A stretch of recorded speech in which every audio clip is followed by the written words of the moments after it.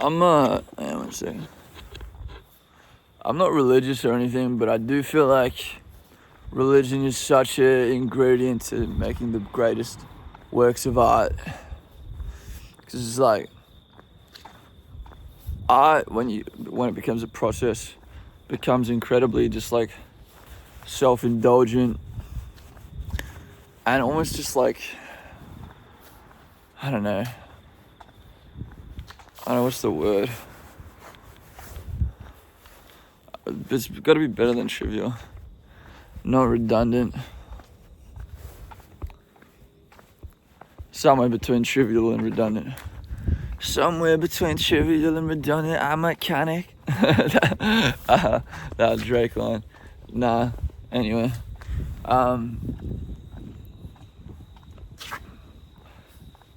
When you believe in God, something bigger than yourself, you create from a place of devotion, and you put another being above yourself in terms of importance.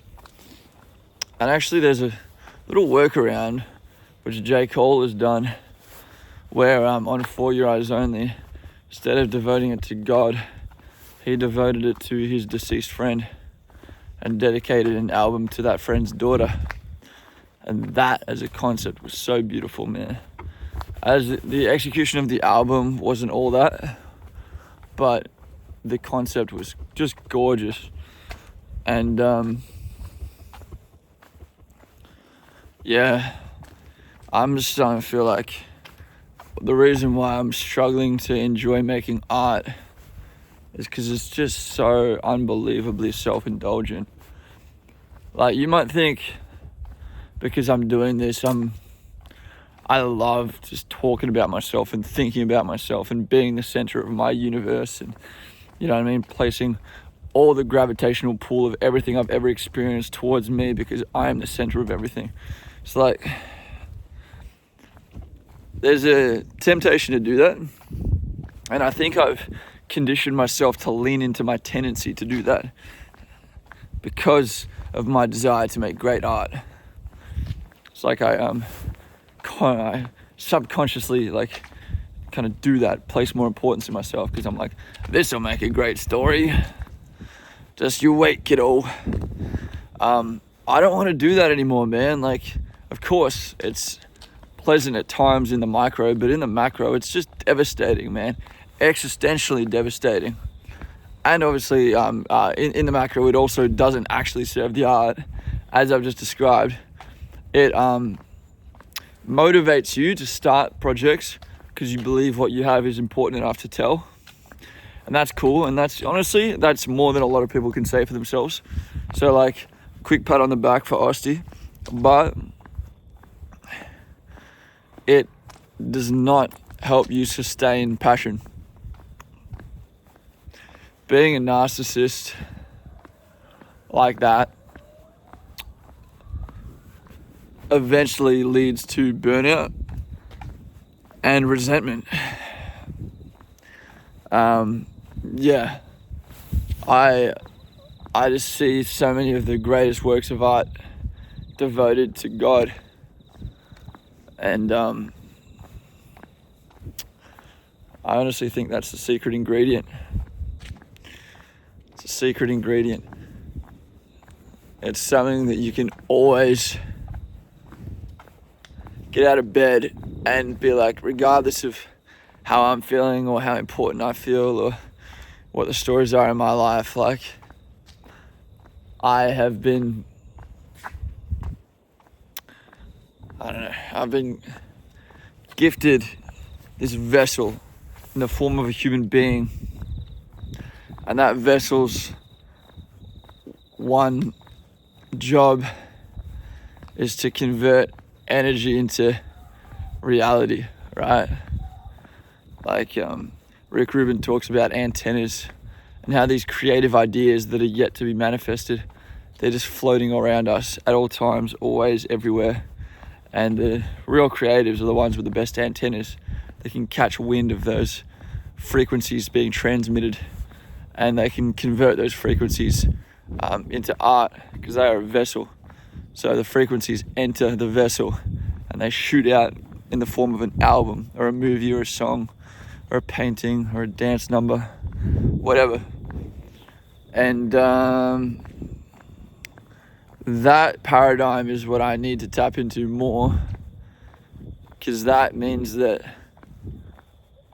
the reason why you don't burn out doing it like that, because you don't really, well, it's not exhausting. It's not exhausting to be a vessel. It's a fucking inanimate object. It's not exhausting. The vessel doesn't try to vest all, it doesn't try. It's a fucking vessel, dude. It's just a vessel. It just sits there and takes in frequencies and shits it out. It's the best thing you've ever heard. Like, that's not a thing to aspire to be or try to be, or, you know what I mean? Or like worship, man. It's just be the vessel. Be in service to the energy that is always flowing. Yeah, so that's something, obviously. It's not nothing. So I created from a place of Austin's so important. Austin's got a story to tell. It starts with Austin and it ends with Austin is great. That's exhausting.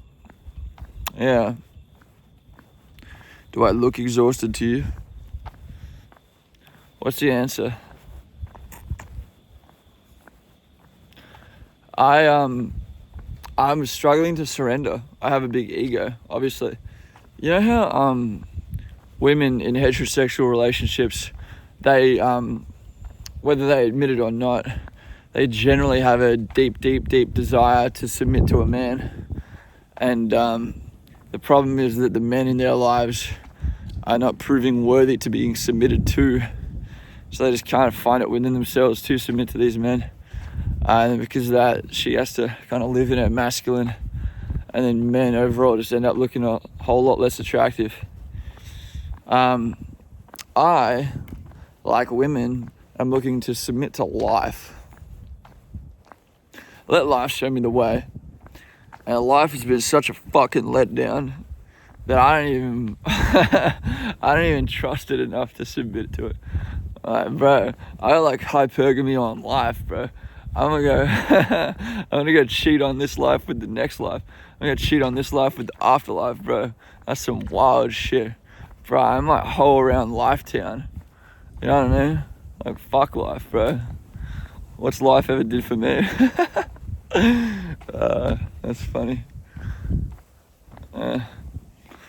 But telling jokes in my own company is really, that's good signs, because it's it's part of enjoying my own company. And honestly, that's like not even something that other people will be able to get. So yeah, I feel like after this little solo experiment, it's gonna be even harder to reintegrate, because I will be so accustomed to my very unique and very particular sensibilities. Anyway, not really sure what the root point to all of that is. It was just a stream of consciousness, but thanks for indulging me. All right. Bye.